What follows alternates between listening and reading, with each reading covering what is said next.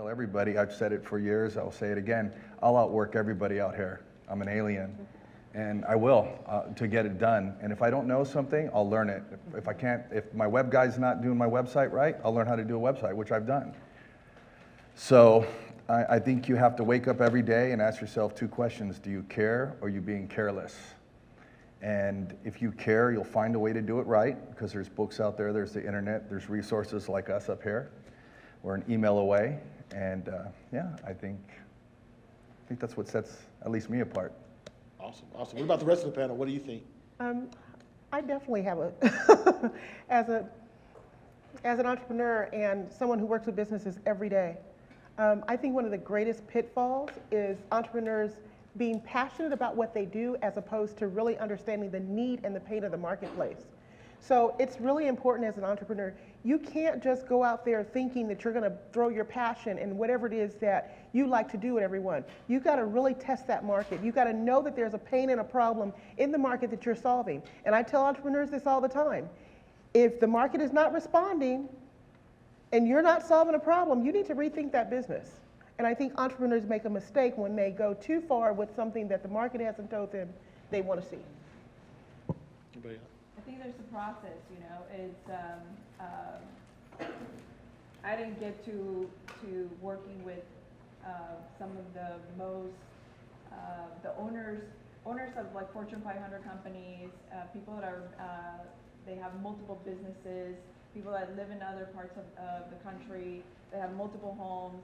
I mean, the type of individuals that I come across and I see their success and, you know, I implement that in my life is persistence. You know, you've got to be persistent. You can't expect to get to the next level without persistence. And, you know, so I think in willpower, you know, how bad do you want it? So you got to work for it. And just, you know, echoing everything that everybody else is saying here is you got to be willing to work for it. You got to put in the hard work. You got to put in the hours, and it's something that people are just not willing to do these days. So, you know, how bad do you want it? I always ask myself that question. How bad do I want it, Gloria? So you got to put in the work, and like she said, you got to know your market. You know, whatever field that you're in, you know, be the best at it. Work the hardest, and know your market. Find people in that market that are doing it already. And, you know, ask them to be your mentor. And you don't need to reinvent the wheel for the most part. Right, yeah. You just do what the best are doing and figure out a way to do it better and figure out a way that you can elevate yourself in that market.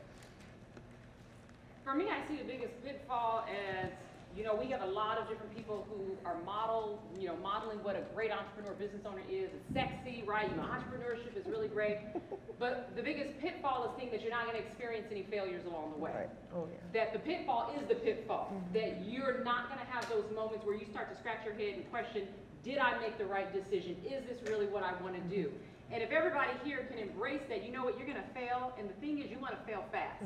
You want to get that experience under your belt, because through that, you're going to learn so much more about yourself and really what you're made of. I think we pretend and think that we're not going to experience those failures in our business, but those are the moments that we learn who we really are. And any successful person will tell you they've experienced failures, rejections, pitfalls, obstacles on their path to success.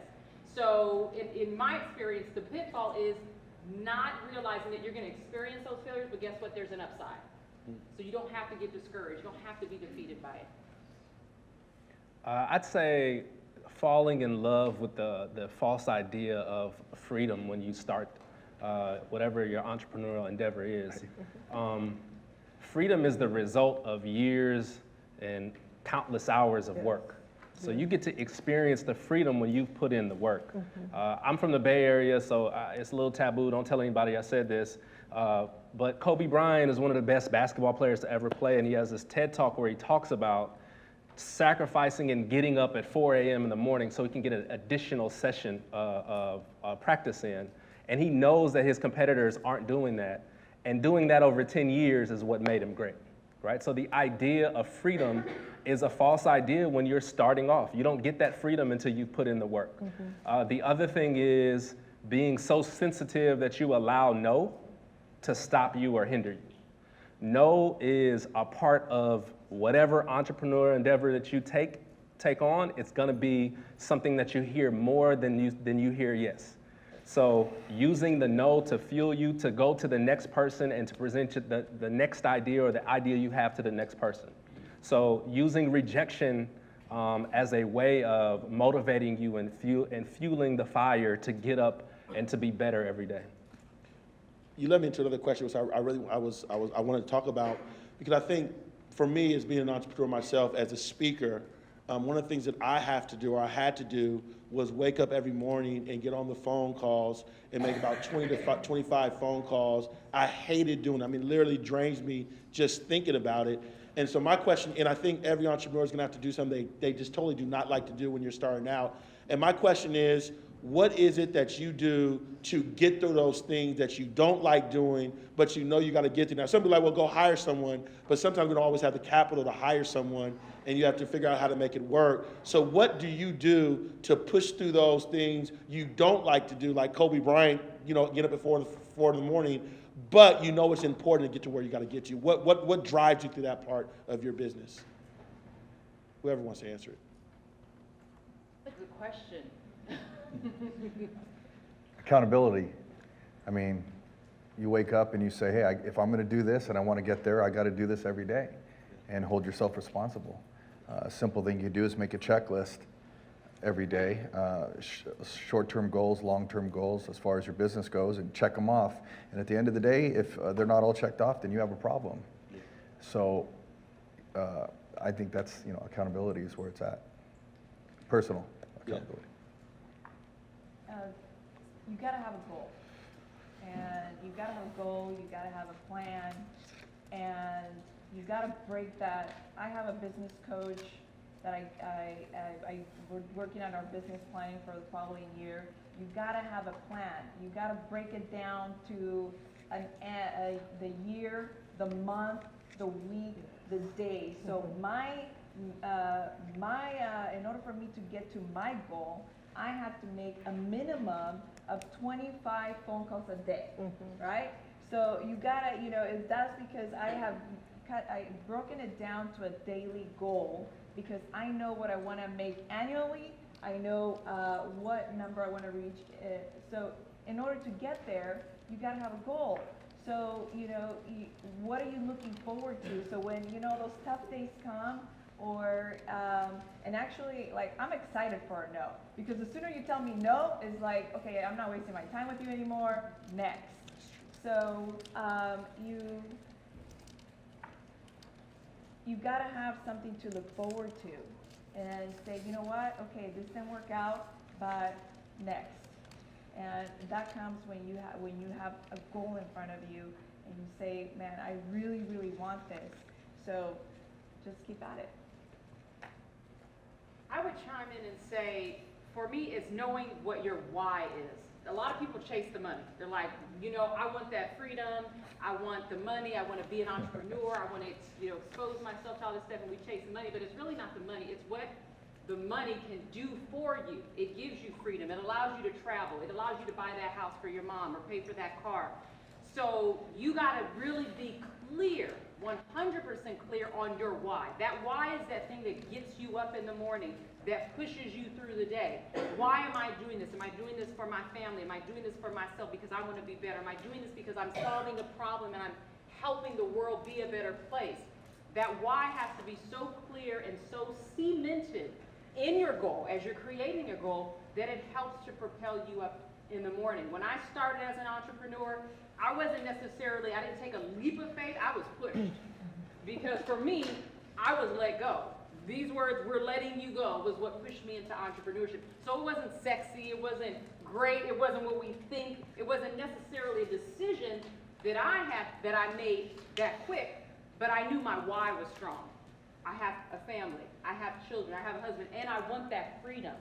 And I want the ability to write my own checks, to travel when I want, to make my own schedule, to set my goals, whatever I want to do. So I'm going to chime in by saying your why needs to be solid. You may not know the how yet, but your why needs to be solid. I think for me, it's I live by a calendar. And I have, for me, I always tell people, if it's not on my calendar, it doesn't exist. And my schedule goes everywhere with me. And I literally schedule in the things that I need to do.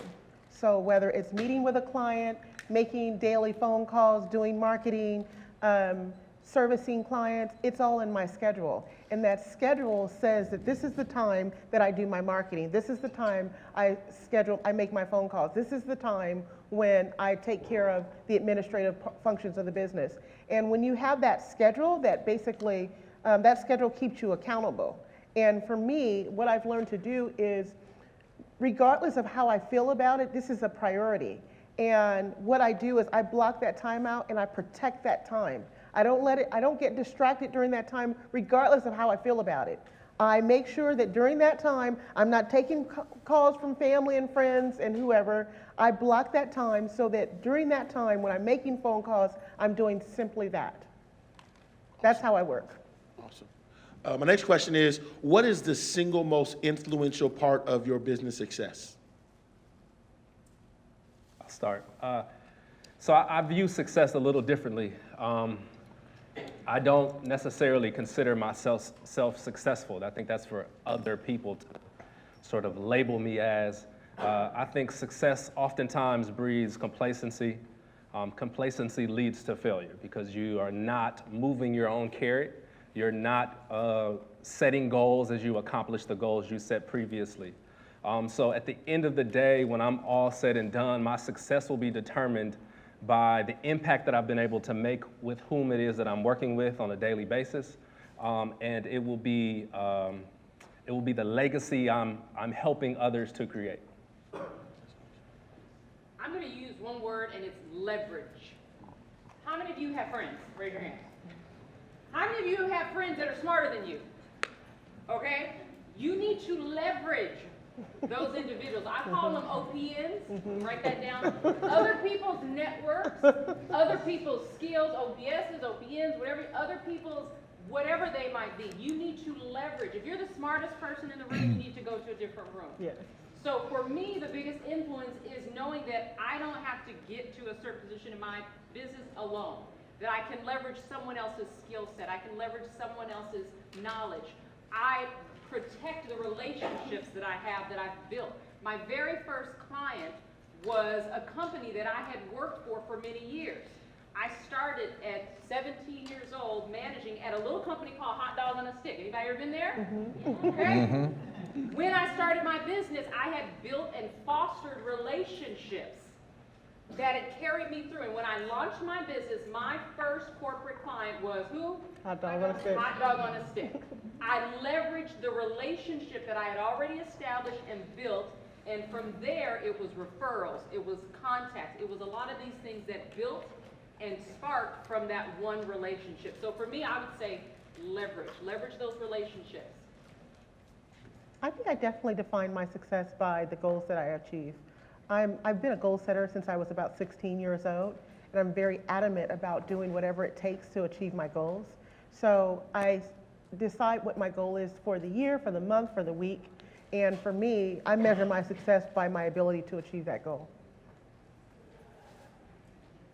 Next question, Eddy. You've been in entrepreneurship for a long time. When you think about your career as an entrepreneur, who's been the single most influential entrepreneur in your life and why? I like Mark Cuban. I wrote Mark Cuban, this is 7 or 8 years ago. He didn't know who I was, but I sent him an email, and he emailed me back in 30 minutes. I couldn't believe it, and a detailed email. And since then, I follow his career and what he's done, and he's definitely a doer and not a talker, and he cares about everybody, no matter how big you are. You know, if you're way up here, of course, but if you're down here too, he has the time for you. So he's been a big influence. You know, I follow a lot of things that he does. So. What about you, Gloria? I love studying the life of an athlete, just because they just push themselves. Who loves MMA? Not that many? Conor McGregor. I love watching him. I love, as much as he can be cocky, but he backs it up. And just the resilience and his belief. You've got to be resilient. And you just, when a fighter just walks into the ring, you can see the confidence in their eyes, or you can see the fear in their eyes. So you've got to have that confidence. And I get that, you know, I love watching the lives of, studying the lives of athletes because they just push themselves through their limits.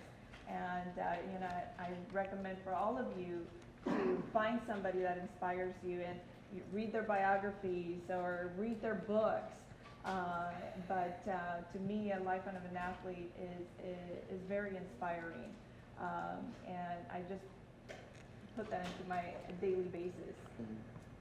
Confidence. And I want to ask you a question. You teach entrepreneurship. Based on research, I'm going stretching on this one, but I'm curious. Based on research, what qualities of leadership really have enabled people to succeed as an entrepreneur? I feel like a lot of the panel has spoken on that. They've touched on it. I think number one, and I tell entrepreneurs this all the time, is you better love sales. You better love it, you better embrace it, you better get darn good at it. Because as an entrepreneur, I don't care what level you're at, especially if you're the CEO, people make the mistake of thinking that the CEO is the glamorized position. No, we're a glamorized salesperson. Our job is to raise money for the company and to push sales. So I would say definitely at the top of the list, you know, get some experience in sales, either work a job in sales, read some books on sales, follow a guru on sales, but definitely sales. Because at the end of the day, I feel like what one of the other panelists said, we're hustlers. We as business owners, we're getting out there. You're always selling. You're selling you, or you're selling your product or your service, and you're hustling. You're constantly doing whatever it takes in order to get your business reach your goals, hit those sales. And I think, you know, you've got to be tenacious. You've got to be willing to accept no and let that no charge you, as opposed to allowing it to shut you down. You've got to be willing to do whatever it takes. And that's a good lead question. What makes a good salesperson? Like, what are the specific, and not just a salesperson, what are the strategies that you've used? And I want to use out-the-box strategy. I don't want to use the common stuff. What are some out-the-box sales strategies that you have used that have helped you enhance your business that students could probably use if they want to start a business? Persistence. Yes. Be persistent. I'm going to say being good at asking questions. I did a workshop for some professional leaders at Edison, and one of the topics that we provided these individuals, and although they're not entrepreneurs, it was a novel concept to them because it had a sales component. It's being really good and thoughtful about asking questions, because even if you think you know what the need is of your target market or your audience or your customer, it may be a symptom, it may be topical. The way to get to the root and have it be a sustainable model for your business is to begin by asking questions. And there's a model that I'm going to give you. It's called OPIS, O-P-I-S. And it's a formatted way of asking questions where you start with operational questions, you go into problem-solving questions, what's the impact of that, and then solutions. It's a very strategic model that it takes time to get to. You're not going to get it right off the bat. It takes time as you grow into it. But if you're really good at asking questions, let the customer or your potential customer do the talking.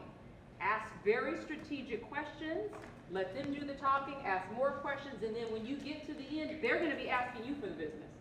They're going to be saying, where do I sign up? If you get really good and solid about asking questions and really uncovering what your client's true need is, not what you think their need is.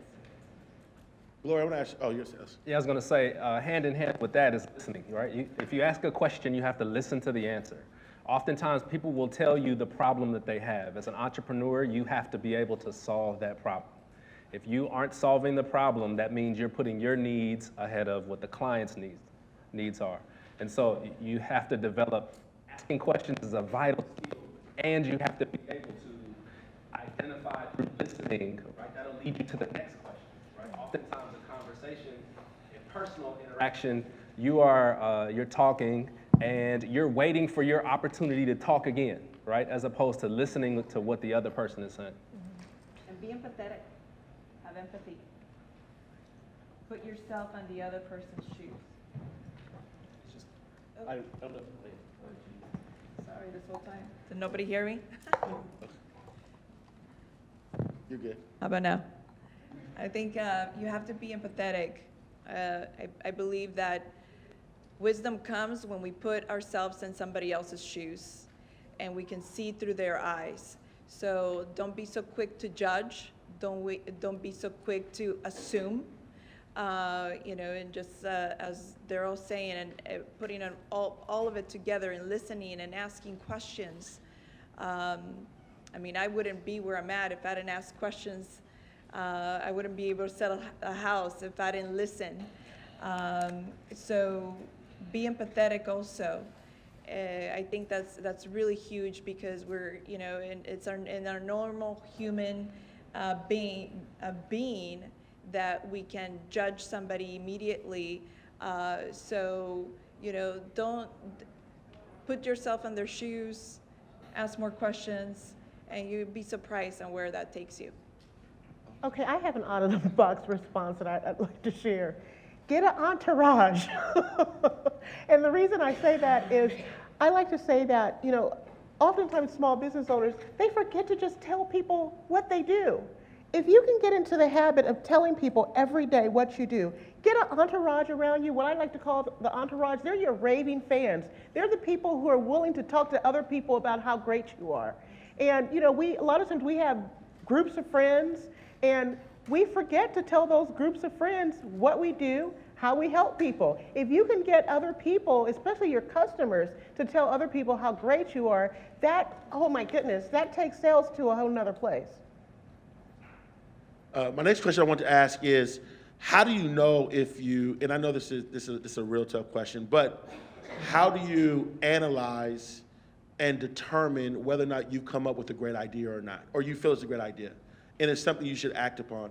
Because as Eddy said earlier, we have what we call pipe dreams. Mm-hmm. And so how do you make the determination whether or not it's a pipe dream or it's really something that you can actually get done? And again, we know that everything is uncertain to a certain degree, but what do you do when you get an idea to know, like, okay, this thing can happen? Is there any signs or any specific things that you look for? Eddy? Well, yeah, I study the market, but I would be lying if I told you that I was really fearful of competition, because when Mud Run started with the Spartan Race and some of the other ones, I said, you know what, I want to do my own mud run. I'm going to call it Prison Break the Escape. And I'm going to have everybody start off in these makeshift prisons, chained up, break out, run through mud and all that. And I didn't worry about Spartan Race, and I didn't care what these other people were doing. I built it properly. We marketed it properly, and it was a huge success, and it still is. So, sometimes I think as a young entrepreneur, you can be afraid of the competition, but I wouldn't be. I'd outdo them, But you still have to study, the market, and like the other panelists say, have a viable product. So. Preparation. Yep. I think you have to be prepared. You're not going to go to an interview and not be prepared. First impressions, be prepared. And for me is anytime that I do some sort of marketing, and like he said, is you got to know your market. You got to know the niche that you're going after, and study that niche. What is the response? What is the response time? What are they looking for? And cater, if you're doing any sort of marketing towards that particular, whether it's an area or a niche or group of people, it just know what they're looking for. So, to me, I look at a response. If I don't get a response, then I try a different idea. I'll add that, when you're in entrepreneurship, there's a lot of things that are sequential, meaning in order. Mm-hmm. You don't want to jump from an idea already and you're ready to launch it or fund it. So you have this idea you think is going to be great. You've identified a need. You see maybe a group of individuals who might be interested. You have to test the idea. So step one would be explore the idea that you have. Step two would be test it. Well, how do you test it? I think to her point that she said already, you got to find out, and Eddy as well, the research. So you could do a market research. So you say, Tiana, well, how do you do market research? Well, there's a little old tool called SurveyMonkey. It's a great online website. Create a really quick 5-question, 10-question survey. Ask questions about price points, this, that, and the other, and you can send it out. You can ask friends, neighbors, people, colleagues, professors, just to get some input. I've sold programs when I haven't even built them yet. I've sold them because I got the interest, I knew what people wanted, but I knew I was gonna build it, but I sold it before I built it. When I do now, because I don't know if you're like me, but I always had a brilliant idea. Like I was just full of brilliant ideas. And I would immaturely or prematurely start marketing the idea or putting it in play, and then I had nobody who would buy it. So I took a step back and said, let me do some market research. Let me find out if this is something my target audience actually wants. So you have to be able to understand, is this something that somebody actually wants? So doing the research around it, so you have this idea, it's great, encourage it, keep them coming, but then test them.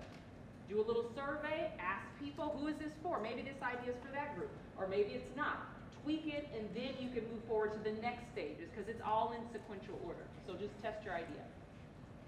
I'd say you have to have an uncompromised belief in yourself, right? So sometimes you might have an idea that's not widely accepted or that's even rejected initially. But if you look at some of the products and things that have changed all of our lives, like I don't want to date myself, but everyone on the panel understands that at some point we weren't walking around with a cell phone in our pocket, right? And you were cool if you had one of those long brick cell phones with a long antenna, right? Or a cell phone that had a strap. But there was a point in time, not too long ago, where not everyone had a cell phone in their pocket.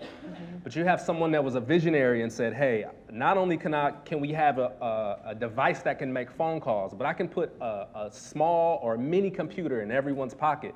And it wasn't widely accepted initially. But it has changed and revolutionized the way the world works. Not everyone is going to get that when you present it to them. But you have to believe in yourself and believe that your idea, while it might not be accepted and initially rejected, can actually change people's lives. And if you have that uncompromised belief in what it is that you want to present to the world as an entrepreneur, you make some things happen. And I think just to piggyback on what the last two panelists said, just a really simple approach, you guys, is customer discovery. Get out there, go talk to some people, and then after you have a conversation with them, ask them, would they be willing to write a check? And if not, what's the barrier? The reason I give this advice is because we oftentimes tell small businesses to do this. It's part of our program at USC. You have to do customer discovery to see if you have a viable product. But the thing is, what I've learned is people will lie to you. They'll tell you all kinds of things. But when you're in someone's face and you're really talking to them and you're doing an interview to find out, is this something that they're very much interested in? You'll learn whether or not you actually have a market for that product. And I agree, you can't, sometimes the world's not ready for a product that you're initially introducing, but at the same time, hear and listen to what the world is telling you. Because while they may not be ready for a product just yet, they may be telling you on the sidelines, but we want this product, So, and I want to ask this so would you go on to say that ultimately an entrepreneur is a problem solver to absolutely. a need in the world? yeah, Yes. Yes. no question about it. No question about it? I would say yes, and you might be a person that's able to communicate or articulate an idea that's already out there to a group of people who don't have access to it. Mm-hmm. So ultimately we can go so far to say that if you want to be an entrepreneur, basically you want to be a problem solver.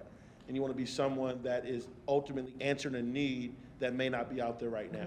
You have to be a problem solver. You have to figure it out. I think as an entrepreneur, we don't have all the answers, but you have to figure it out. There's a friend that we call Google, and there's a lot of answers just on Google alone. So books, be resourceful, and just figure it out. That's the way I say it. There's always a way. There's always an answer to everything. Next question. What has been your greatest challenge as an entrepreneur, and what did you do to overcome? I know what mine was. When I first started out, I never considered myself to be a salesperson. That's why I can talk to you so adamant about that. Even when I had my very first business, I learned early on that if I did well by a few people, those few people would begin to talk to other people. But in terms of considering myself a natural salesperson, I didn't consider myself to be a salesperson. And what I had to do was to find where my space was in the world of selling. And I found it. There's so many different characteristics, personality types. I'm by nature an introvert, although I've grown to become an extrovert. I remember going on my first sales call and sitting in my car, and I had a coach, and my coach, I'm sitting in the car saying, I'm so scared, I don't know what to do. I'm sitting in the car. And I learned, though, the first step is to get out of the dang on car. And get out of the car and be willing to make that, take that step. And it's not as hard as you think it is. And I began to find my place in that. And for me, mine came primarily through speaking, because I do a lot of lectures, and I get in front of a lot of audiences, and that gave me my place to be able to constantly educate people. And as a result of that, I built up my sales skills, I got more and more customers, and I got very comfortable with just talking to people, creating relationships, and so that helped me to overcome that obstacle.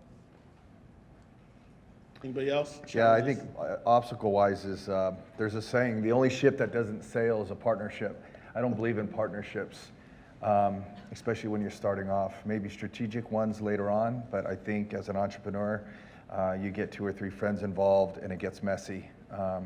I think you do it by yourself, you put your own money into it, because if it's your own money, you'll live by the sword and die by the sword. So I'm not a big fan of partnerships. Still to this day, I have friends that want to put money in things that we are doing, my company, and what do I really need their money for?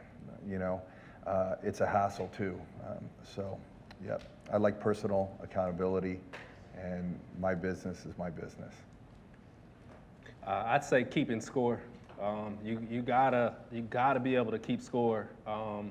Meaning, you can't determine how successful you were at the end of the year, right? Like, if you keep score daily and you're taking more L's than wins, then you're losing. Or if you have more losses than wins. So you gotta, 1, celebrate the wins, but 2, be able to keep score on a daily basis. Also, you gotta eat your vegetables, meaning you gotta fall in love with the things that you don't like doing, right? The things that everyone doesn't like doing, you fall in love with those things, you become better than everybody at those things, and you'll see some success from that. So I think those things are important. Awesome. What I want to do, I want to go to the audience real quick. Are there any questions that they have for the panel? Oh, here we go. So we'll start over here. If you have a question, introduce yourself and take it away. Hi, my name is Jenna Anderson. I am a senior at Chapman University, and I'm a leadership minor. So entrepreneurship is something that I'm really interested in. What are some strengths that you believe every entrepreneur has? Yeah. Oh, just yes. So I'll say resiliency. I think everybody on this panel has to be resilient. You're gonna make mistakes, you're gonna be told no, you're gonna hit some obstacles, some hurdles, some walls. You gotta be able to get over those, to recover from those. You have to be able to goal set and have an abundance mindset, meaning that if you live in scarcity, right, if you're like, if you have a scarcity mindset, then you're not setting large enough goals for yourself to accomplish, right? Because you're holding on to the little that you have and you're not dreaming big enough to grow your business. And then integrity. There are a lot of people who go they go fast, but they don't really go far because they don't have the integrity which creates longevity in whatever endeavor it is you're setting out. Go ahead, please. There's an entrepreneurial mindset. This is something that's, been studied. There's like 6 or 7 different components to that entrepreneurial mindset, which you can, look up and study. But what I'll add to the mindset for me is having a clear distinction between, is this really a hobby or am I gonna be a business owner? Is this just something that I like to do in my spare time, or am I really invested in where this opportunity or what my business is going to do? And I think every entrepreneur needs to create that distinction. Well, if this is just a hobby, you're gonna approach it mentally differently. If you're a business owner, you're gonna say, okay, strategically, we took an L today, you know, what am I going to do to make up for that? Who do I need to bring on the team? What am I gonna do? So you think differently when you become an entrepreneur, as opposed to this is a little something I'm doing on the side. This is just something I like doing, but I'm not a business owner. So you need to have a distinction. Is it a hobby or am I owning a business? Mental toughness. You gotta be able to mentally psych yourself up in those moments where you just feel like you just hit a wall. You gotta be able to just turn that around mentally and believe in yourself and know that that circumstance could be different. And although the story may be something else, you gotta psych yourself up mentally and tell yourself a whole different story to keep believing in yourself. I think I do that daily in the mornings. It's something very important to me, along with prayer. Prayer is something very big in my life. In the mornings is my affirmation and my moment with myself. Is where I prepare myself for the day, because you don't know what that day brings. So you have to mentally prepare for it.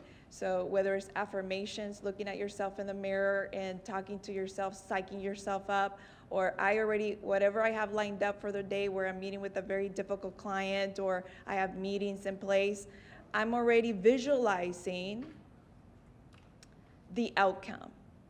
So already preparing myself that it's going to be an amazing meeting, that I'm already going to get that contract signed.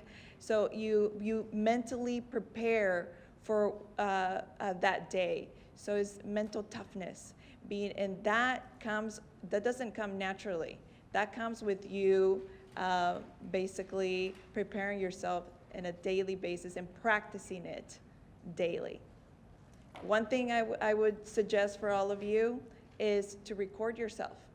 I personally record myself with my affirmations or my goals, and I listen to them over and over and over and over. And after you start listening to yourself over and over, you're gonna believe it. So if you have a problem with belief and confidence, try that exercise, and I promise you, it's gonna help you out. Question? My name is Mitchell. I'm from Sacramento City College. My question was, you guys have mentioned books and mentors and coaches. I was just wondering if you guys had specific books or resources that you use that helped you out in the beginning. Did he say coaching? Coaches. Coaches Oh. and or books? Books and coaches, yes, books and coaches. Yeah, coaches. I'd like to answer. I want to, because this is entrepreneurship, and there's a book out, 6 Week Startup, by what's her name? I said it last year and I forgot the name. Anyway, it's called 6 Week Startup. It's an outline on completely starting your own business, what you need to do, whether you're going to do an LLC, partnership, corporation, where to file these things out, how to do this, take the next step. And that, for me, that's a great outline, especially if you want to have a brick and mortar style business. So Rhonda Abrams, 6 Week Startup. And it's an outline. And I've helped a couple people. I've given them actually a copy of mine, a lady that started her own hair salon, and she went check by check on it. She's successful, you know. So I'm an avid reader. I'm usually listening to an audiobook or I'm carrying one with me. I like Lean Startup. I like Fanatical Prospecting. oh, that's good. I like,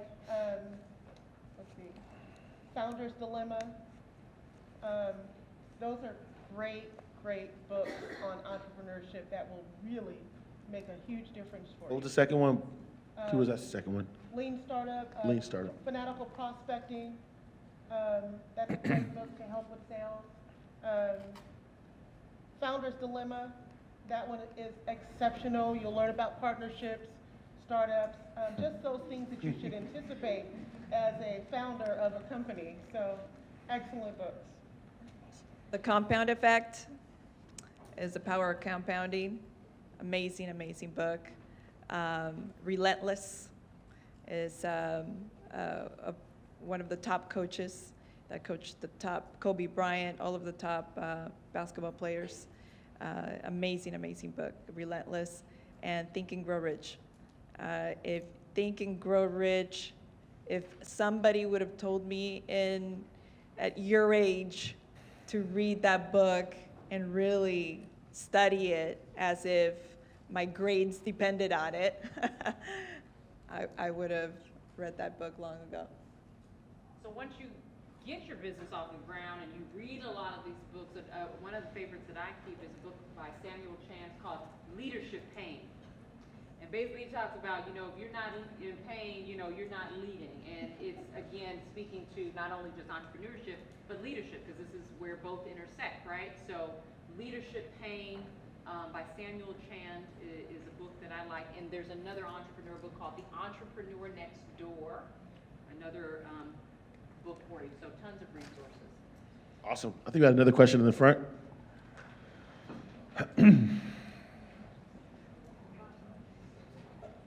Hello everyone, my name is Chanish. I'm from Sacramento City College. There was this new thing that came a few months ago, Alexa Voice, Google Home, and everything. So I wanted to know, what are you guys' views on that, and what are you guys doing for Alexa briefing, another thing to get to the top when someone asks, hey, who's Gloria, or hey, who's Mitchell? What are you guys doing?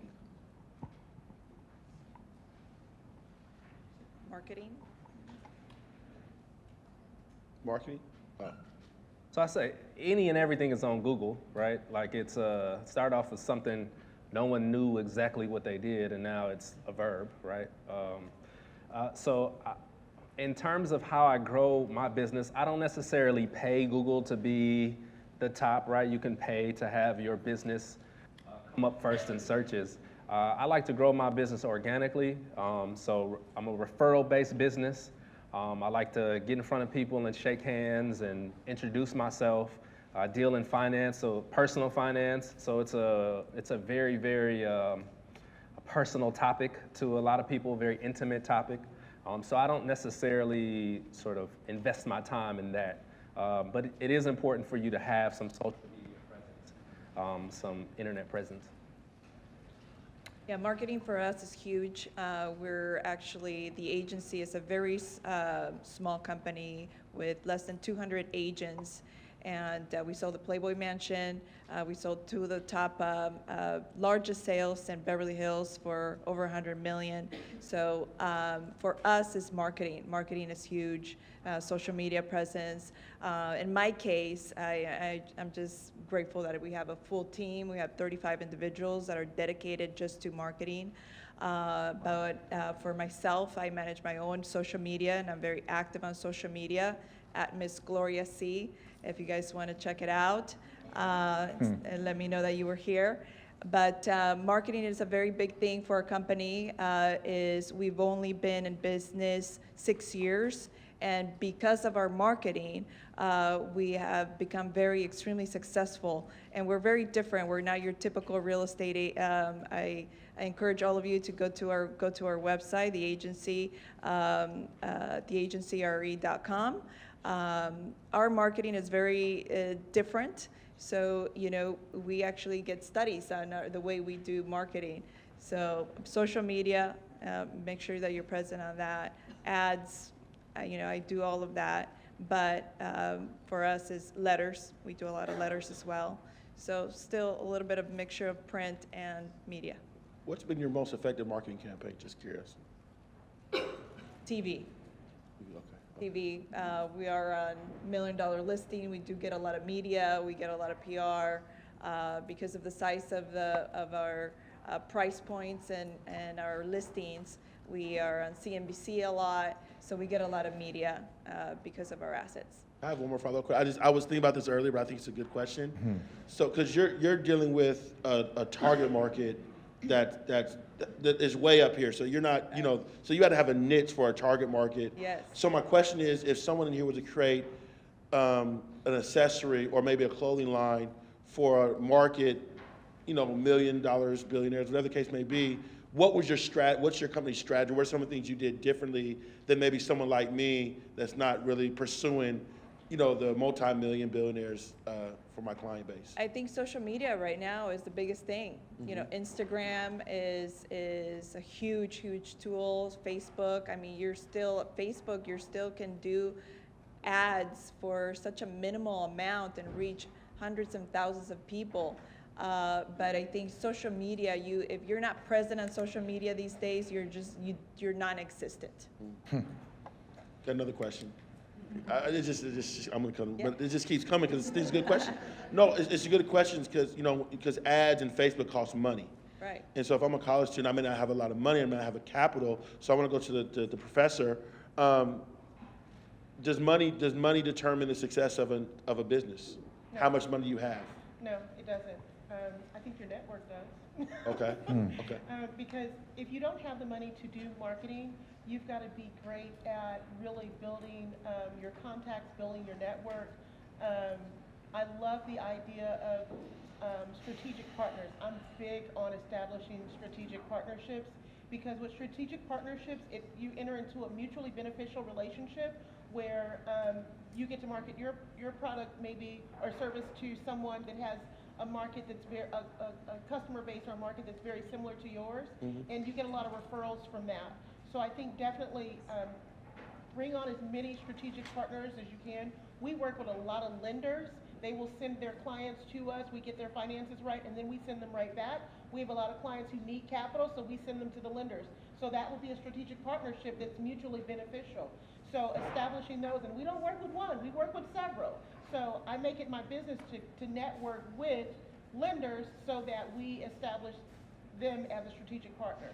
So I think leveraging, certainly your network and building that network becomes really important. When I first started, you guys, I was networking every week. Yeah. And networking every week got my contact database up to 3,000 people. And then I started touching those people on a regular basis. If you're in my network, you get my tax tips. You get them just about every month. And people look forward to that. And then on social media, you get our tax tips as well. And then we open it up so that people can contact us and ask questions and call us. So I just don't put a small premium on that, on your network and really establishing strategic partnerships. They'll allow you to reach a whole lot of people faster than you would just trying to reach people one by one. Terrance, quick question, and I'll go to another quick question for you. You're about relationships, networks. What are the top 3 qualities of a strategic and an effective network? So I was thinking about this while you were speaking. It's so different now, right? And I don't mean to sound old, but like social media, right? Like how many of you have followers or someone that follows you that has 100,000 followers of their own, right? So again, if you're in the room where you know the most, you're in the wrong room. You need to be in a room where you can be elevated by the people in the room. So definitely leveraging.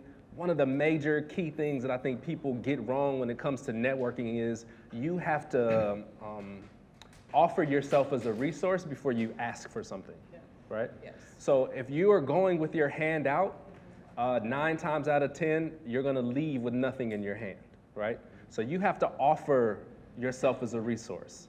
You have to offer yourself as someone that if they need anything, from my perspective, I'm new to the area, but is there anything I can do? Let's get together, talk about what we do. And that way, if you have any questions or you need to utilize me as a resource, please feel free, right? We have a business that could actually work together, a partnership like she was speaking of. I actually meet people all day, every day that might be able to utilize your service. What is it that you do so that I can send the right people to you? So definitely offering before you ask is I'd say the number one thing that people get wrong all the time. Make it a win-win. Yeah, for sure. Question. Thank you. My name is Joseph Burton, and I'm a student here at Dominguez Hills. And my question is, as an entrepreneur, there's obviously going to be hardships that come along with the journey, as you all can attest. And we briefly highlighted the importance of identifying what your why is. And when these tough times do arise, like when they would, how do you remind yourself that this is the opportunity for you? What are some exercises, what are some techniques that you all participate in or perform that allows you to keep pushing for your ultimate goal? I'll share a very challenging situation that happened when I started my business, because I didn't know what I didn't know. And literally 90 days after I got the notice, we're letting you go in the financial industry, I started my business. Well, I didn't know what I didn't know.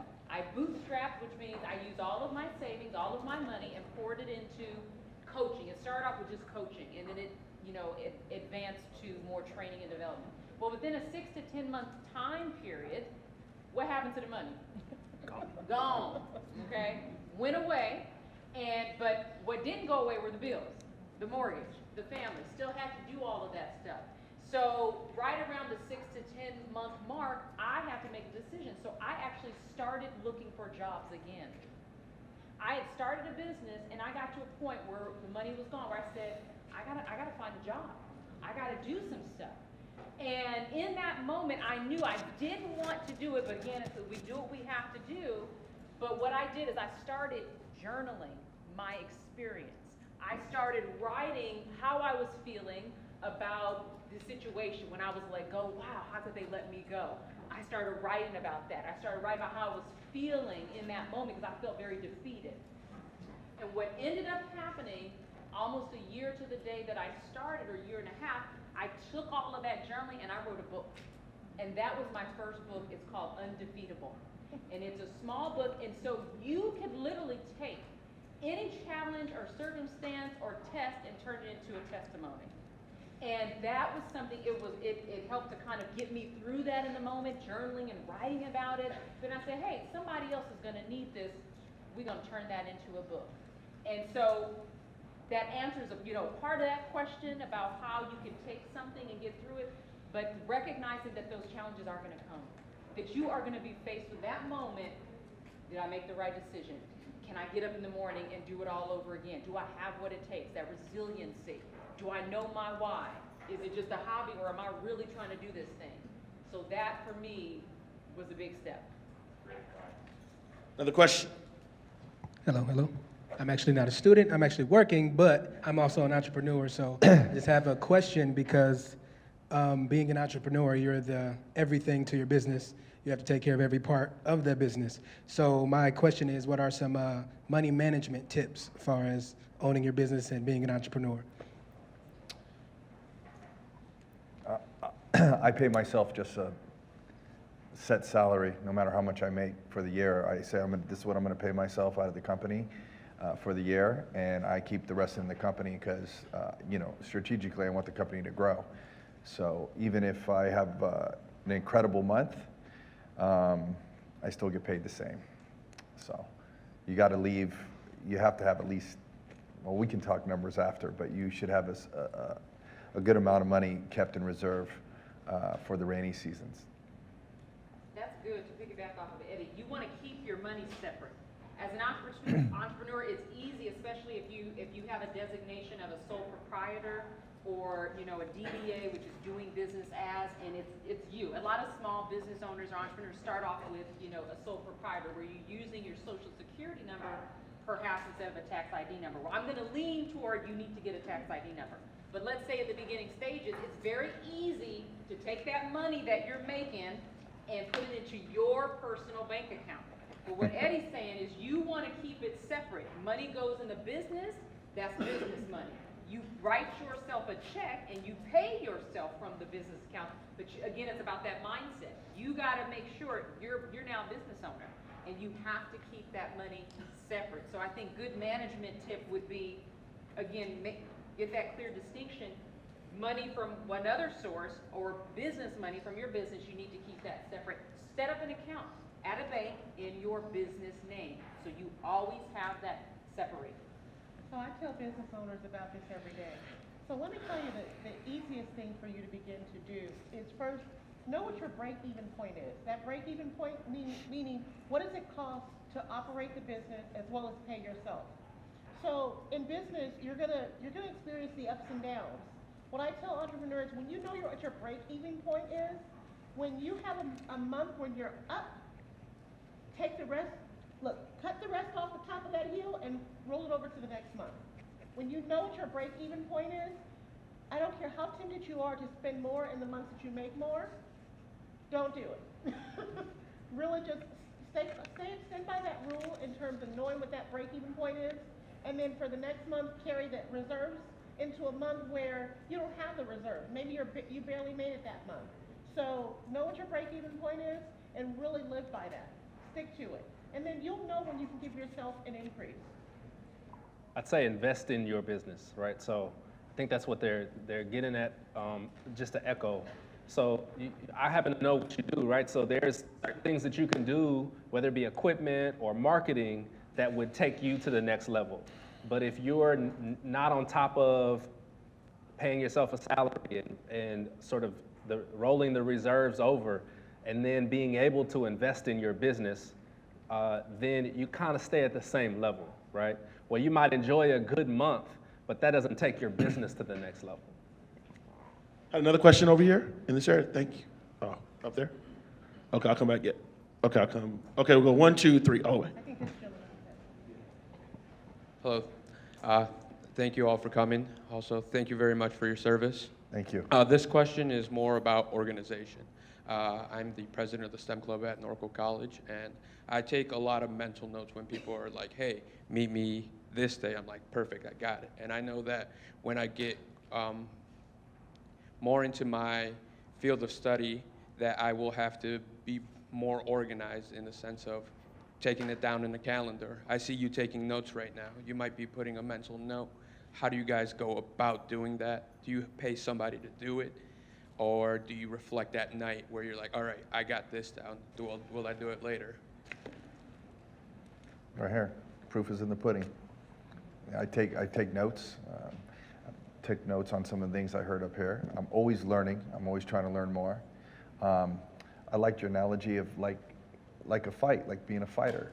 If you're the most prepared and you're 100% prepared and you get into battle, you can feel good about yourself. But if you're 90%, I think you have a lot of insecurities, and so I just try to be 100% every day. Do you have a cell phone? Yes. Okay. So there's so many cool features on your cell phone that you could begin to use that can help you get organized. You can use, and I'll share with you what I do. Number one, we talked about a calendar. If it is not on my calendar, guess what? It does not exist. And because eventually you will forget. Somebody's gonna tell you something, and guess who's gonna look bad? Not them, but you. So you have to begin in that moment. Okay, hold on, let me write this down. I'll use the memo, that little free memo that you get on your phone, right? You can download a cooler one, but there's that free little memo app. You click on that and you just type in some quick notes, or you go to your calendar and you plug it in immediately. Or sometimes what I'll do, if I'm driving, now don't do this if you're driving, but Tiana said we should do this when you're driving. No, but what I will do is I'll get out the voice recorder. And if something like I have a great idea, a concept or a topic or a talk or a book or whatever, I'll get out my voice recorder and I'll just dictate. And it saves it. And then I go back, because I don't know about you, maybe it's age, I don't know, but the older I get, I forget things. And so I'm like, oh, I had a good idea, but I didn't write it down, I didn't record it. So on your phone, and everybody in this room, yes, has a cell phone, a smartphone, or a device, you can use those features. That's a very simple, easy, quick way that you can start doing right now to help you become more organized. Thank you very much. Sure. So we have 5 minutes, 4 questions, so 1 minute each. I'll start here, come on down. If you have the question, the other 4, if you can come over here. It's gonna be a rapid fire question in the next 5 minutes, so here you go. All right, real fast. So I want to take it back to networking. I'm about to get real vulnerable and real quick. So I go to Ohio State University. I'm involved in a lot of different orgs, jobs, many different avenues for various reasons. And so my issue, like everyone understands, network equals network. Network equals your net worth. And so with that, I find myself, like I meet a ton of people. I love talking to people. I love seeing how I can help them and how they can help me. It comes to an issue where I feel like I have certain people, like friends, who are like, you only hit me up when you need something, or you only hit me up when you want something or something like that. And I hear that, and there's like 20 or 30 different people like I want to connect with, and I find myself having 30 people that I'm supposed to have lunch with in the next month or two, and I still have all these other like schoolwork, jobs, and things to do. So how do you navigate, and especially as entrepreneurs, because you're constantly meeting people and constantly trying to communicate with people, how do you navigate like fostering all of these relationships because you're constantly meeting new people, and you genuinely care about all these people, but it's like, I'm one person. Quality over quantity. So don't chase the number. I want to connect with a ton of people, and that's a good thing, but quality over quantity. If it's one person or two people a month that you meet with, that's going to be a rich conversation because maybe you guys had something in common, or there was a reason why you wanted to make that connection. That relationship will be so much more valuable in the future. So think quality, not quantity. So I would say, like, there are some people that go to a networking event and their goal is to collect as many business cards as possible. I'm not that guy. I hate small talk. I want to make a connection. So my goal is to make as many meaningful connections as possible, right? So that way, following through is not, it's an easy thing to do because we've developed some sort of rapport. And when I contact you, you remember who I am because I didn't just grab your card and give. I'll make this question quick. So my question is, when making a decision, how do you deal with a problem that affects your morals? Affects your morals? Your morals, yes. Like what? Like when you're trying to make a difficult decision and it affects your morals, how do you deal with that? Can we get an example? Like, all right, so let's just say that, for example, morals, meaning that if you feel uncomfortable doing something or making a decision like laying off people or something, how do you deal with that? How do you deal with that the idea that what you believe in is being affected by? I'll say this. I work with a lot of corporate organizations, and one of the things I do is I go in there and I assess, and sometimes I'll have to have face-to-face conversations with the CEO. And the CEO will often tell me, my problem is my managers aren't being productive, or they're not doing what X, Y, and Z, or something like that. But after asking questions and listening, I've come to realize it's not the manager's problem at all, but it's the CEO. And if that CEO, let's say, is unwilling to be receptive to input or feedback or advice or different things like that, and that will impact whether or not I choose to work with that company. As entrepreneurs, we actually get to say yay or nay to who we want to work with. And if I get to the point where they're doing something that I find is not going to contribute to the well-being of the employees, and I've done my part to help show that to you, and you're not receptive to that, then I will kindly walk away. And so again, it's not about the money for me, it's about that integrity piece. So in that example, that's the closest to a moral example in my world that I can give you. And it just really depends for me. Like you said, if you have to lay somebody off, or you brought that up, you have to detach yourself from it. Because as a business owner, there is that emotional component that you can't take with you in every decision making that you will make. So depending on what it is, if it's affecting my beliefs and my values, I typically don't even enter or engage into that conversation or the topic or anything that has to do with that. But for business decisions, you have to detach yourself, and you got to be able to, be firm. And I think it's doing what's in the best interest of your company. I was in a situation where I had someone work for me who was I knew her for a very long time contact, and what I learned was she was becoming a disease in my company, and if I allowed that disease to continue, it would destroy the company and nobody would have a job. So I had to learn, and it was a huge lesson for me, because you learn to do what's in the best interest of the company, because you let someone destroy your company, ultimately the company will be gone. You can always replace an employee, but you cannot replace the company. That's great. Sorry. So I'm faced with it every day. So I meet with people, I meet with small businesses, and we have to talk about planning, right? Planning for the future financially. There are things that I could recommend to them that would benefit me more than it would benefit them. But I build my business on a referral basis. So if I don't do what's in the best interest of the client, right, it's an easy decision. If I don't do what's in the best interest of the client, then that means they're not gonna refer me. I didn't do a good job for them. They're not gonna refer me to their friends and their family, and my business dies. So it's morally and ethically, it might take you a little longer to get there, because there's people in my profession who all the time recommend what's in their best interest, but they don't go far. Right? They go fast, but they don't go far. Thank you. Greg. Hi. I'm just going to keep it quick. Based on your experience, would you have any particular advice for someone who's looking to start a subscription-based business? Eddy, you may go this. Yeah, okay, what kind of subscription business? It's just generalized. I was just curious because in the event that seems like a good idea, I was just thinking maybe that's the way to go for any particular industry or another, but if there's any generalized advice. I guess you got to know your market again. You got to know your competition. What are you going to do different than your competition? How are you going to deliver it better? Yeah, I know a little bit about that space because I've consulted for a couple companies. It's a tough space.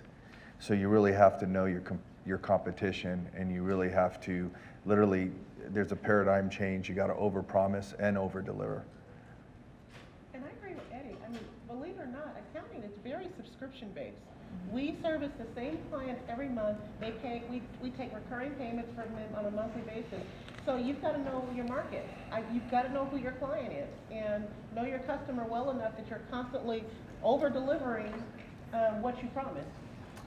We have over 170,000 subscribers to our website and our weekly newsletter, and we deliver good content. So also, what are you offering? What are you going to deliver? You know, everybody looks forward to our Saturday morning newsletter. One more question, and we got to get out of here real quick. Oops. Hi, my name is Andrea. I come here to Dominguez Hills, so welcome. I have a question about what will happen, because you guys are entrepreneurs, so you guys are responsible for meeting certain quotas, and most of the time you guys are on your own. What would happen if you guys, I don't want to jinx you guys, but if you guys were to get in a car accident or something that you guys aren't able to work, do you guys prepare for something like that, for someone else to fill in for you? Okay, so this is where having a team is really, really, really important. When I first started my business, the next year I got pregnant with my daughter and had to go on bed rest, and it almost destroyed my business. Wow. But the lesson that I learned from that was to have a team. So now I can be at events, I can be anywhere I need to be because my team is responsible for the work. They execute, they make sure everything is done. So that gives me the freedom to be where I need to be. Having, for me, is having passive income, a residual income that doesn't require me to necessarily be at the place to train and develop. So I do training and development. Michaela's here, who's on my team, and what we do is something that requires a great deal of time and attention. Like I'm facilitating a training, I got to be there, and it's we haven't grown the team that much. So my goal has been to create a passive income stream, which is very online based, where it could sell itself. And so in 2018, we are launching, actually, Michaela and I, a program that is going to be a standalone program, online based, that's going to help to increase that residual or that passive income. Because that is a question, who's going to show up when you're not there? And so for me, again, I don't have all the answers. I'm still growing as a business owner, and that's the next phase for me, in addition to developing a team. Real quick, we got to wrap there. Give me that look. So I'm in the space of helping people, entrepreneurs out who don't have the benefit of company benefits, right? So there's a way that you can ensure your health, your ability to earn a living, and be okay with you having to take time away from the business and still be able to pay yourself and your employees. Awesome. Can we give our panel a big round of applause? Awesome. Awesome. Really quickly, I want to thank you all so much for taking your time today to share your wisdom with all the students. We try to get through as many questions as we can. We just want to thank all of you again. Thank you so much for taking time out of your day to be here on a Saturday afternoon. But without further ado, it's all done. We're getting ready for the next session. I know they're going to probably have questions for you. I don't know where the DJ's at. There he goes. Play the music. Let's go. We out. Give it up for the panel.